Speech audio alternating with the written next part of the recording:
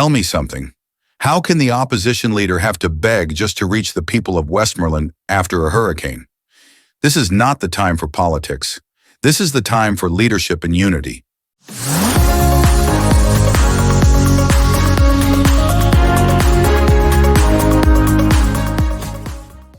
Mark Golding made a respectful and honest request. He said, "I am trying to go to Westmoreland today, which is inaccessible by road." The private helicopter arrangement fell through, so I asked the Prime Minister to arrange a JDF helicopter to take me there, but he has not done so. Now let's be clear, this is not a matter of whether he is allowed. Mark Golding is the opposition leader of Jamaica. He holds an official constitutional role. So why is it even up for debate?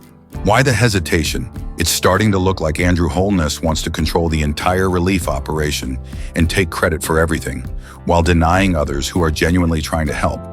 That kind of behavior will not end well, because the people are watching. If Mark Golding were Prime Minister, he would have allowed Andrew Holness to join the tour, because leadership means inclusion, not ego. But Andrew Holness has become so diabolical that if something doesn't benefit him personally, he won't do it.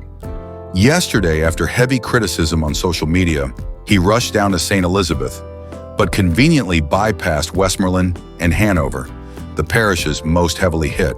And where did he go instead? Straight to St. James, the constituency of Marlene Malahoo Fort, one of his own.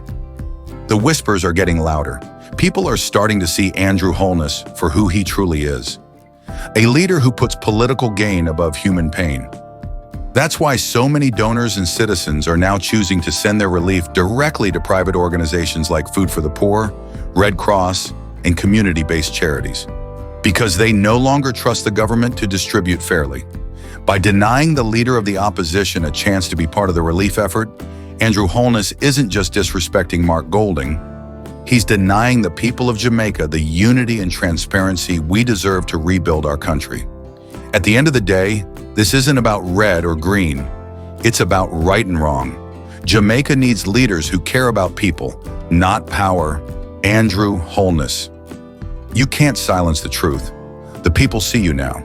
Step up or step aside. You've been watching Michy's commentary. Like, share, and subscribe. Because here, we don't spin the story, we tell it as it is.